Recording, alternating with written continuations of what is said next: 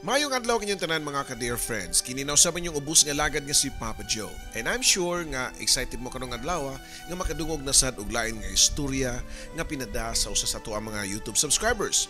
Mga istorya nga nagahatag og inspirasyon sa tong kinabuhi.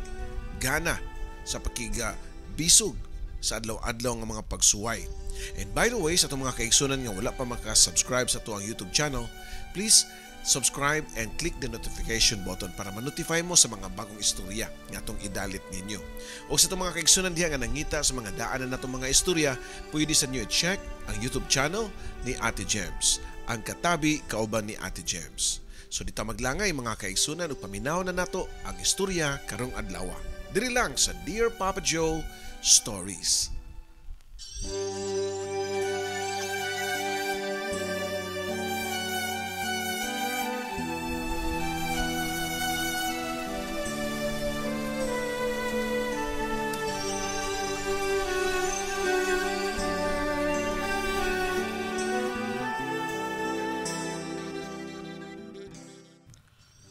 Kini nga istorya pinada kini ni Imay nga naguluhan og enjoy life. Syempre, kinsam sa di ganahan nga mo enjoy sa ato ang kinabuhi. Hi Papa Joe, good day ug kang Ate Gems sa Katabi YouTube channel. Usanay ko sa imuhang mga avid listener ug avid fan pud ko nimo since elementary days pa nako. Daan akong tigpaminawan sa imuhang Talk to Papa sa FM station. Subscriber ko nimo sa imong YouTube channel. Kaming duha sa akong sister. Mo niya mong kalingawan o paminawon kanang tingkatug na. Samtang maghigda mi, magabi. Maminaw mi before mi matulog. Magpasalamat ko nimo Papa Judaan ug unta mapili nimo nga mabasahan ang akong istorya sa akong kinabuhi ug gugma. Kay magatanggid mi ug hinaot pa nga sa sunod nimong upload sa imong story, ako na pud nga kaagi ang ako ang mapaminawan. Tawagan lang ko sa alias nga Imay. I know some might have hint og kinsa ko, but most of them are my closest friends. So, okay lang. Kibaw naman po sila sa kuang istorya. Usa lang ko ka simple nga tao, way daghang arte, dili party goer, ug dili man pud ko mag-enjoy anang party-party. Para nako mas palabihon pa nako ang matug sa balay. Uno may ka man nagigsuon pa ba og ako ang ikaupat. Niadtong 6 anyos pa lang ko, gidala ko sa kong iyaan ug sa iyahang bana sa Cebu para ilang paeskwelahon. Kay siguro ganahan sila og batang babae kay ang ilahang mga anak, puros man mga lalaki. Tungod sa mong kadaghan nga anak sa ko ang mga ginikanan ug naglisod pod sila niadto, mao nga nisugot sila nga mobiya ko. Nila para mukuyog sa kong iyaan sa Cebu para didto na mupuyo ug moeskwela. Pila may istorya nakapuyo na ko sa poder sa kuang iyaan. Buhong ko sa tanan. Hangtod ako mga igagaw nga maayo pod sila diri nako. Ila ko nga giisip as their little sister. Ang bana sa iyaan maayo pod kayo nako. Iya akong giisip nga iyang kaugalingong anak. Mao nga akong tawag niya, Papa. Matawag nga perfect ang akong life sa ilahang poder. Pero usahay di malikayan nga bation kong kamingaw sa kuang mga ginikanan ug igsuon. Ug sila pod, mingaon pod sila nako. When I was 10 years old, mao gato ang pinakasakit nga nitabo sa akong kinabuhi, ang pagkamatay sa kuang mama. Human sa pagkamatay sa akong mama, nagka-misunderstanding akong tatay ug ang akong iyaan. Ug mao gato ang hinungdan nga naangin ko ug ipabalik ko sa mua sa Danao. Pero akong tatay nga byudo nakita ra pod dayon og laing puli sa akong mama. Nagminyo siya og usab mo nga wa na siya pirmi sa mua. Ang amo ang apuhan nga nag-eskwelan o nagpa-eskwelan namo sa akong mga igsuon kay si Papa ni tipo naman sa balay sa muang stepmother. Okay naman po dinoon ang pagabutang sa Danao kay ang akong lola kugihan man. Naninda siya og isda sa merkado. Unya, sakto-sakto pod ang income. Pero sa pamilya, di malikayan nga naagyon ang kasuya. Bisan og kaliwat ra man unta, pero mag-iyahay og unay ang usag-usa. Namiyo sa kayaan nga masuko na mo nga managigsuon kay swerte kuno kayo mi. Kay sa tanang mga apo, kami mo'y buhong kaayo. Magselo sila sa mua kay ihatag kuno dayon ni Lola unsay gusto na mo nga pangayuon. Which is walay katinuoran. Yes, gipaskoy lami o gipakaon sa among lola. Pero di pod mi buhong sa uban nga material nga butang. Kay sa tinuod lang, ug doon na may pangayoon sa among lola, muadto mig merkado para mangayo niya kwarta. Pero di siya mohatag dayon. Iya sa ming pahilakon usa hatagan. While ang apo niya sa mong ubang iyaan ining pangayo mohatag dayon. Isikreto pa kunuhay. Tago-tago ang style ning tunol sa kwarta. Pero nakita mi. Pero wa na mo ikasuya kay pasalamat na lang gani mi nga naa si Lola kay wa na magyumi ginikanan nga nagmatutukan namo. Dini na ko nakumpara ang bata nga nagdako nga giniyahan sa ginikanan. Lahi ra gyud kung walay ginikanan nga mag-update nimo permi kay dunay freedom sa tanan. Way mo badlong, way masuko. Sama na ko nitong nag-high school nako, I was 15 years old, nakita na kong mga barkada o nakauyab na pug ko. Dili kay simple nga uyab-uyab lang kay nakiktipo nagyug ko sa kong uyab at the age of 15. Ang akong katipo ni tago na to sa pangan nga Ken. Nagtaban mi si Ken o gidala ko niya sa syudad sa Sugbo. Si Ken kay 20 anyos na ug ako 15 lang. Di ko sure og tungod ba sa love or unsa nganong nikuyog ko og pakigtaban nga tukang Ken. Di po ko sure og happy ba ko. Basta pagkagad niya og taban nikuyog ra pud ko niya. Murag linga pagyud kayo nga akong utok niya to kay bata pa man gyud ko. 15 years old ra gud ko pero nakig-live-in na. Okay raw ta og buutan ang lalaki pero sus. Makaingon ko nga di gyud maayo mo diretso og dasmag bisag kinsa nga wa pa nimo na swito ang batasan. Diyang nagtipo na mi sa syudad, dito pa nako nailhi ang tinuod niyang kolor. Puwerte man yung kapalahubog ni Ken. Uwahin ang pagbahay, pero sa pa may mabuhat nako. Unsaon nako pagbiya kang Ken. Wa man ko'y kapaingnan. So ang akong gibuhat, nakaunahon ako nga mangita og trabaho. Nagpa-maid ko sa carbon. Kung stay in nga maid, diha pa ko nakabiya sa mua og makalikay kang Ken. Pero kami lagi hapon og muli ra pud ko sa mong gipuy-an usahay. Usa ka adlaw niadto dihang nakauli ko sa muang giabangan ni Ken pagabot nako sa mua wa siya kay nag-inom sa igagaw sa pikaskina. Nagdali-dali kog hipos akong mga sina ug gitabangan pa ko sa iyang mama og panghipos. Nagdali-dali gyud mi og hipos sa akong mga gamit para makalakaw nako sa di pa mauli si Ken. May na lang kay nahuman mig panghipos wa paghihapon maabot si Ken. Ni dali-dali kog dagan palayo pero si Ken nakabantay di ay nga naabot ko og nakaibaw siya nga badong nako nga mulayas. Naabdan ko niya sa balay. Puwerte na kong dagan og iya kong gigukod. Naginugdanay migtaman si Ken Papa Joe. Nisuot ko sa mga daghang mga tao og dito. Wa na ko masakpi ni Ken. Human niya to, wa na ko nibalik sa ko ang gipabuwanan. Niuli ko sa amua sa Danau. Panipadayon na ko akong pag-eskwela sa 4th year high school. Pila ra may istorya, nilabay ang 2 years og nakahuman ako sa high school. Usa ka adlaw niya to, nagkita mi sa silingan nila ni Ken og ningon siya nako nga, Imay, naara ba si Ken? Dali ko nga nakatubag nga, ha? Asa man?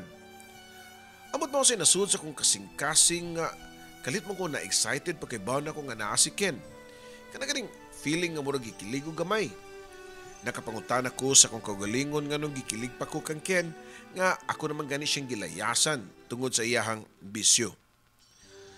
Sunod abot na mo sa silingan ni Ken na ngayo siya og number nako. Gisugo kong Ken, manawag daw ko na siya nimo. Naa daw mo istoryahan. Matod pa niya og wa din ko kasabot sa kong kaugalingon nga nung nga ako man po siyang giatagan sa kuang number. Tuod man, nakadawat ni ko og text gikan kang Ken. Musta naman ka Imay? Og nitubag po ko nga okay naman, ikaw. Niya, gimingaw nimo. Nahibong ko kay wa man siya naghisgot nga nasuko nako sa kong paglayas sa amua. Wa ka masuko nako? Pangutan ako pa ngadto niya. Paguna, syempre, pero nadugay nakasabot nako nimo kay ako man sab palahubog kay ko. Tubag pa ni Ken Papa Joe. Ikaw di Imay, wari kami ngawan nako. Pangutana pa niya. Wa ko nisulti niya sa tinuod na kong gibati nga niya tong orasa nga yes, gimingaw kay ko niya. Dito pa na ako namatud-an nga bisan sa pila ka tuig nga nilabay, wa pa day gihapon mawa ang ako ang feelings ngadto niya. Magkita tas plaza na, matud pa ni Ken. Nakikita ko niya usab sa plaza, Papa Joe, og dito nabalik ang mga old memories. And I realize nga, mahal pa day gyapon nako siya. Pagingon niya nako nga magbalik mi ni sugot ko. Ug mao to nagtipon na pun migbalik ni Ken. Hangtod nga nabuntis ko og pakibaw sa kong iyaan katong nagpa-eskwela nako ni suggest siya nga ipakasal mi si Ken. Kay naaman sa court nagtrabaho ang akong iyaan. Nakasal na mi si Ken, pero wa ko masayod ug angay ba ko nga malipay. Kini samot naman kay responsable si Ken. Sige na lag inom, unya tagsa na lang muli sa mua. Nagtrabaho man unta si Ken ug kadating sweldo malipay unta ko kay doon na nami budget. Pero di siya muli. Pagkasunod adlaw na siya muli sa mua unya 250 pesos na lang ang nga kwarta. Mao'y sobra sa iyang sweldo. Unsaon man taon nako ng 250 pesos budget sa 15 ka adlaw. Igot lang ko nga muhilak. Giyutong na lang nako nga akong kaguol sa iyahang binuhatan. Usahay muli, usahay dili. Mao na binuhatan sa akong buutan nga bana. Unya ako niadto kay mabdos ug magsigi na laglihok ang akong tiyan. Akong giteksan si Ken sa pamasin nga ganansya muli sa ako ang umuli sa ako ang balita niya. Ken, uli diri sa tuwa kay nilihok ang atong baby sa kong tiyan. Pero gireplyan ako niya og puyo di ay may. During sa kong pregnancy, puno ko sa konsumisyon ug kaguol kang Ken. Mao nga napiktuhan ang akong gisabak. Paggawa sa baby kay dunay diferensya. Underweight, very tiny gyud kaayo. Masakiton pag yun kay na heart problem ang bata. Na-confine sa NICU ang among baby ug mga usa ka buwan. Wa na lang ko nagblame og tao. Akong gidawat ang pagsuway kay pagsuway ra ang tanan. Bisan pag ako ra naginusara nga mo fight sa problems. Unsaon nga akong bana muadto man tud sa ospital pero igo ra nga mulili. Mulakaw dayon kay trabaho ko na siya. Akong tanang sakripisyo ni baby. Kung buntag, biyaan ako siya og muli ko sa mua para makatug kay unsaon naman lang nako ang akong lawasab. Ang mo give up niya unya. Kinsa naman lang mo atiman sa akong anak. Ini kagabi mo balik na sa ko para mo bantay. Magbili na ko gata sa nurse. Si survivor kayo ng akong baby nga si Alea. Niya itong panahon na Papa Joe. Dili kay akong baby ra ang pasyente dito sa NICU. Doon na pa'y laing bata nga mas himsog o mas tambok pagani niya. Pero gikuha gyapon sa labaw nga makagahom. Samtang si Alea, fighter kaayo taon, naningkamot gyud nga mabuhi ang bata. Nadugay na okay ang akong baby. Kusog na mututoy o mauto nga nakadecide ko nga iuli na ako sa mua si baby Alea. Pero after 3 months, sukan mi nang uli sa balay, wala na gikaya sa bata. Gibiyaan ako sa akong anak. Human niya to ni suggest akong iyaan nga ato mi mo puyo sa ilaha. Kami si Ken. Nisugot pud mi og dito sa balay sa akong iyaan ni haruhay ang akong pamati. Every Sunday, gyud manimba ang tibok pamilya sa kong iyaan. Og tungod kay naapod mi sa ilaha nagpuyo, pakuyugon pud mi og simba. Hasta si Ken, wa siya choice kundi mo kuyog og panimba. Which is wa gyud nabuhat namo before. Kay sa una, wa mi simba-simba si Ken, Papa Joe. Ang akong auntie og ang iyang bana nga gitawag na kong Papa, mo'y kusog kayo mo advice namong duha ni Ken. Nga angay gyud mi nga manimba og ibutang ang Ginoo sa sentro sa among relasyon. Nabuutan baya og pila ka adlaw si Ken. Nalipay ko kay abi nako og padayon na ang pagbagong buhay niya. Pero wa madugay mao na lang ako nabantayan nga nagbisyo na pud siya. Dili kay inom lang kundi akong na-feel nga nag-drugs na gyud siya. Dito nawa na gyud akong feelings kato kang Ken. Kay para nako sobra na kaayo ang iyang gibuhat. Ako naman lang ganing gipalabay ang nahitabo sa mong anak nga nawa. Wa na ko siya gibasol. Imbis nauntay chance nga magbago pero ni grabe naman hinuon siya. Para malingaw ko ug makanginawa ko sa sitwasyon namo ni Ken, nitabang ko sa kong tatay og paninda og isda sa merkado. Sa akong pagpaninda og isda, naila-ila na akong usa ka lalaki nga nagtrabaho ra po dito sa store nga mo ang gipistuan sa among isda. He's very charming ug smiling pa kaayo. Usahay mo ato siya sa mong pwesto ug siya pa'y manawag og mga customer para mamalit sa mong isda sa akong sister. Na love at first sight yun ko sa maong lalaki nga tawgon lang nato sa pangan nga Josh. Ganahan yun ko niya. Pero nakasense ko nga murag sa akong sister siya naganahan. Moto nga ako na dayon giunhan. I did the first move. Nangayo kong cell number ni Josh o niya gihatagan raman po ko niya. Og dito nag-start ang among text-text o call-call. Hangtod nga magkuyog na mi og panlakaw, human akong paninda og isda. Unya, human po niyag duty. Manuroy mi, magchika-chika, usahay mananaw mi og sini. Dito na ko na-experience ang unsa di ay kining kiligon sa lalaki nga di pa nimo uyab. Kaysa mo ni Ken sa una, wa may courting stage, diretso ra mami og taban. Nilabay ang mga adlaw sa padayon na mukuyog-kuyog sa gawas, gipangutanan nako si Josh kung pwede ba mi musud na sad. Asa nga sulod? Sulod sa balay? Pangutana ko pa nga niya. Sulod ang lodge ba? Mag-check-in ta. Tubag pa niya. Ha? Pag sure uy, nakabaw biya ka nga kasado ko, matod pa na ko niya. Pero, unsahon nga nakagustuhan na man ta. Murag, mamahala na sad nga tubag ni Josh Papa Joe. Sumoto na dayon gimi og lodge. Unya, nahitabo ang panagbugno sa leon ug karnero.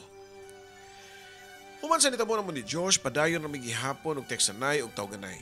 Kumatol na si Ken, kay musulod ko sa CR ug adto na ko siya replyan. Nakabantay si Ken nga madugay ko sa kong gibuhat nga musud sa CR nga magdalag cellphone. Unya, dugay kay kumugawas. Niingon siya nako nga, hambay ko na mo cellphone imay. Dali po ko nakatubag kay, nga no, nga nangita man ka sa akong cellphone, ito ay, sa akong drawer ay. Ambil lang kay naro kita naon, matod pa ni Ken. Namakako, akong giingnan nga ayaw lang kay lubat ang akong cellphone. Di ginutan ako ihatag kang Ken ang akong cellphone pero namugusgod siya. Hinuon ako na masang gipang-erase ang amang convo ni Josh pero napaday new message si Josh nga wa pa na ako ma-open. Nasakpan gyud ni Ken Papa Joe. Paksit gyud. Karon nga nakibaw na magyud ka Ken, mas maayo siguro nga magbuwag na lang ta. Matod ko pa nga to niya. Sige, buwag gyud kay ipanabiti ka sa tanan nimong mga kaliwat. Siya ro di ka mawawan. Labi na makaibaw si Papa nimo. Ang Papa nga yang gimin kay ambana sa kong auntie nga Papa Joe ang tawag nako. Nga buutan kayo diri nako. Mao ko na unahon niya og sumbong nga naa ako'y laki. So, unsam day may imong plano nato Ken? Pangutana ko pa nga to niya. Gusto ko nga manguli tag Danau. Tubag pa niya. Di naman to ko ganahan pero mahadlok masab ko nga mag-iskandalo nga mahidungog nga nang laki ko. Nya, maulaw po kayo kong Papa. So nisukot na lang ko. Nanguli mig Danau si Ken nga kami lang gyapon. Samtang sa laing bahin si Josh nga nakaibaw na si Ken sa mong relasyon, sige siyang text na ako. Kuyog na ko imay, danon ti kag Iloilo. Matod pa ni Josh na ako sa iya mga text. Muli ko nung Iloilo si Josh o gusto daw ko nga mukuyog niya kay iya kong palitan ng ticket. Gusto na dito ako nga mukuyog kang Josh sa Iloilo pero unsaon ako nga kasado mami ni Ken. Unya, og mukuyog ko ni Josh, unsa naman akong pasigarbo. Ug unsa akong pagkasigurado nga maokey ko sa Iloilo. Mao yung mukuyog ko niya sa Iloilo, unya, di ko mobalik. Pero akong family nasa Cebu. What if mukuyog ko ni Josh? Unya, inigbalik na akong Cebu. Usay naw nga ako'y katubang sa akong mga kaliwat, Papa Joe. Gipili na ako si Ken. Kay lagi, siya mo'y akong gipakaslan. Di ba, mo'y lang ingon nga for better or for worse till death do us part. Sige, padayon. Nanami nagpuyo si Ken sa Danau. Uban siya nga panaad nga magbago na o magpuyo mi nga malinawon. Pero igo ra gyud sa tumoy sa iyahang dila, Papa Joe. Why kausaban si Ken sa iyahang pagka-irresponsable o bisyuso ang nakapait pa gyud kay ni mabdos na pugko ug usab sa mua nga ikaduha unta nga anak. Kung wa pa mawa si baby Aliyah. Nakato na kong leksyon nga di na magpaepekto sa kaguol o konsumisyon sa kumbana nga way kausaban. Dili ko gusto nga may sama na pud kang baby Aliyah ang akong gisabak. Kaluoy na malangyot sa bata. Gifocus na ako ang kagulingon sa pagatiman sa akong lawa samtang nagmabdos. Ug tuod man, gikaluyan ko sa Ginoo. Nadungog akong pag-ampo nga okay ra unta ang akong anak. Gipanganak na ako ang usa ka himsog nga batang lalaki. Ako ra bagyapong usa o nag-inusara nga nagmatuto sa akong anak. Gikan pagkatao kay si Ken, usahay mo uli sa balay, usahay dili. May lang og naihatag kay permira yung wala. Daot na kay ko kay nagpa-breastfeed ko sa akong baby unya way tarong nga kaon. Way bitamina o nutrients ang akong lawas. Gidala na ko ang bata sa gitrabuan ni Ken sa Mandawi ug wa gani ko'y kwarta ato Papa Joe, pero nang hulam ko para makasave ko, mamukong na lang ko og jeep. Ang akong plano nga ibilin na ko ang bata sa iyaha. Ug tuod man diya si Ken, wa siya ka-atraka nga akong gihatag niya ang bata. Bantayin ning bata Ken kay para makapangita kog trabaho. Kay og di nimo ni buhaton basin og kaming duha sa imong anak ang madisgrasya. Matud ko pa ngadto niya. Gibilin ako ang bata, sakit man pala dungon nga nalayo ko sa akong anak pero mao na lay akong bugtong nga nahunonaan nga pamaagi para masalbar mi. Nakita kong trabaho Papa Joe og diha nga nakasweldo nako akong ikuha ang bata kang Ken. Og sawa pa namo siya biyai sa akong anak, ako siyang gibuwagan. Og muwag na mi si Ken. Padayon akong paniga sikay-sikay og kaming duha sa akong anak. Lisod gihapon pero at least dili na mi magutman. Hangtod nga nakilala kong laing lalaki. Usa ka-afam nga si Justin. Nagkauyab mi. Nakita mi diri sa Pilipinas, unya nagsuporte siya financially nako ug sa akong anak.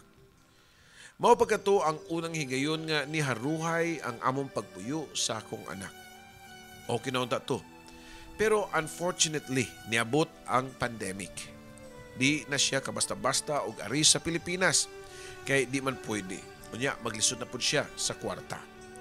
Which is tanang tao man siguro naglisod niya tong pandemic nga time. Kami lang gyapon ni Justin. In fact, nagsabot nami nga kung maoki na ang tanan sa kalibutan ug mabalik na sa normal, magpakasalmi sa ilang nasod. Bali, siya na. Ug ako na siya nga matawag og fiancé. Pero tao gyud ko ug danlog ang kalibutan ug nakasa na pud ko kay nakakita na pud ko og laing lalaki bisag kami pa ni Justin. Ni-cheat ko ni Justin pero tungod kay maayo kay siya nako, wa nako bakaki. Nitugan ko sa tinuod niya pero buutan kay siya kay wa siya nasuko nako. Wa ko niya gi-judge pero mao lagi na nagbuwag mi after 7 years of long distance relationship. Pandemic days pa niya itong higayuna o kinahanglan nga magkugi ko para sa akong anak.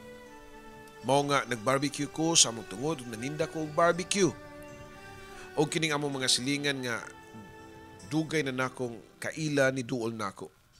Tawagon na nako siya sa pangan nga Stel. Samtang siyog paypay sa kong tindang barbecue, muana dayon siya every lunchtime unya magdala og usa ka bandihado nga kanon. Mag-order siya na kong barbecue ug adto na pud mukaon sa akong atubangan. Wa siya palta kada adlaw, adto siya maniudto sa akong atubangan. Hangtod nga usa ka adlaw niya na during lunchtime nahibong ko kay wa na may Stel nga nagbitbit og bandihadong rice. Amot ba nga nangita man ko niya? Murag gimingaw naman nung ko niya Papa Joe. Nakapangutanan ako sa akong silingan ug asa si Stel. Tuwa di ay siya sa buhol ni trabaho. Nilakaw ra di ay siyang wa mananghid nako. Pero ako ra siya nitubag kay need yun di ay nga mananghid ang akong suki sa barbecue. Pero after pila ka weeks, nibalik na po siya. Mao na lang akong kalipay nga usa ka lunchtime niya to nakita na ko si Stel nga nagpadung sa akong barbecuehan. Unya nadugay, nagka-close me. Hasta akong anak pinangga niya. Iyang sabak-sabakon. Si Stel di ay ang lalaki nga akong gibaylo sa fiancé nako nga afam Papa Joe. Pagpanguyab ni Stel nako, ako siyang giingnan nga doon ako'y uyab nga fam. Willing na ko mag-wait, Imay. If ever nga kamo ang magkadayon sa imong foreigner, nara ko andam nga magpaabot nimo if di mo magdayon sad. Base sa kong obserbasyon kang Stel kay tarong gyud siya nga pagkatao. Mao nga ako lang siyang sultian nga ang foreigner sa tanan nga musabot na lang nako sad. May gani kay understanding na pud si Justin. Nakasinabot mi ni Stel nga magtipon kauban sa akong anak. Komportable kayo miss sa iyaha kay maayo kay siya. Very loving and understanding. But unfortunately, naagyo'y problema sa kada relasyon. Ang inahan ni Stel wa makauyon nako. Diha naman mi sa ilahan ni tipon kay wa mi yuta kay gibaligya sa akong iyaan. Kada adlaw ipa-feel niya sa iyang nanay nga di mi welcome sa ilaha. Ang gingnan si Stel nga maglahi mig puyo ug nisugot raman pod siya. Sumato nga nangabang mi og balay. Okay ra gyud among pagpuyo ni Stel. We live as one happy family. Pero abin niyo doon nagyoy sikreto si Stel nga akong nadiskubriyan. Pero di na ko pwedeng isulti dinis kahanginan. Bisan og usaon nako wala sa iyang sikreto magbalik-balik yun sa akong utok. Nga murag mauray mo patay nako sud sa akong kahiladman. Hangtod ni decide si Stel nga motrabaho sa layo kay dakog sweldo. Nag-provide siya namo financially. Pero ang among sitwasyon lahi ra gyud. Di gyud siguro ko magsilbi og long distance relationship, Papa Joe. Akong gibuogan si Stel. Bisan wa siya mosugot unta. Ningon pa unta siya nako nga makarma ra kuno ko. Human sa among panagbuwag ni Stel, gipapuyo ko sa akong sister sa ilang balay sa iyahang kapuyo. O dito na po na ako ni Bawi nga kaila ramindaan sa older brother sa kapuyo sa akong sister. So dito na, nagkakami na po. Si Pablo ang igsuon sa kapuyo sa akong sister. Okay kayo, nagpuyo rami sa kabalay sa akong sister. 2 sisters and 2 brothers ang sitwasyon niya to Papa Joe. Wa ako masayod og niabot na ba ang karma nga giingon ni Stel nako nga moabot ra kuno nako. Nagkasakit manggod ko og tuberculosis netong 2021. Naapagyudto ang COVID. Na-admit ko sa ospital og puwerte na akong luyaha. Pero abi ninyo si Pablo ang nibarog og niatiman nako. Wa ko niya pasagdi, niunong siya nako. Naka-decide nako niadto nga di nako tiwason og inom ang tambal kay di na makaya sa akong lawas. 18 tablets akong imnon sa usa ka adlaw. Mura ko og mabuang. Tuig 2022 abi nako og mamatay na gyud ko ato kay puwerte na gyud akong dauta. Bukog og panik na lang ko. Nag-ampo na gani ko sa Ginoo nga kuhaon na lang ko niya aron di na ko mag-antos. Ang akong pamilya og si Pablo gipugos gyud ko nga magpainom og tambal. Ipadayon lang kuno nako og inom ang mga tambal. Dili kay akong pamilya ra ang nihangyo nga mutumar lagi sa tambal. Hasta na pud ang pamilya ni Pablo. Wasag gyud ko biyae ni Pablo. Di ko makatuo nga ingon niya to kadako ang iyang pagmahal diri nako. Sumoto nga nibalik ko og patambal sa doktor. Gipugos na og inom ang mga tambal and after 18 months of medication, I am finally cured, Papa Joe. Kasi magtuo nga maayo pa ko. Kay gusto man ang tagay ko nga mamatay pero di pa gyud siguro nako oras. Nagpasalamat ko nga Pablo kay bisan og bago pa mi. Niadto nga matawag og instant ang among love story. Pero siya man inuon ang niunong nako, Papa Joe. Og labaw sa tanan, nagpasalamat pug ko sa Ginoo sa kinabuhi nga gihatag. Do nakibaw ko nga hinuwaman ra. Pero at least iya pong gihatagan og lugway nga ma-enjoy ang life. Kauban sa kong mahal sa kinabuhi. Karon Papa Joe, naghulat na lang ko sa akong marriage certificate with annotation. Maybe magrasyahan ko sa Ginoo next year pakasal mi si Pablo. By the way, I am an ATIN fan. Sa SB19. Mao nga mga alias nako sila, Papa Joe. Daghang salamat kayo sa pagbasa nimo og pag-air ani akong istorya. Akong tampo sa akong kinabuhi ug gugma. Imong magtatampo, Imay. Imay, daghang salamat sa imong tampo o sa to ang mga viewers nga nagtanaw ani imuhang istorya karon sa to ang YouTube channel. And maybe doon na sila mga punto nga ikahatag nimo para dili magusbat ang imuhang mga relasyon puhon o kining relasyon na. Maybe you need guidance sa ato mga kaigsunan karon nga. Doon na sila bahuan kabahin sa kaminyoon. Again, daghang salamat sa imong tampo ug kini inyong ubusan nga lagad, Papa Joe.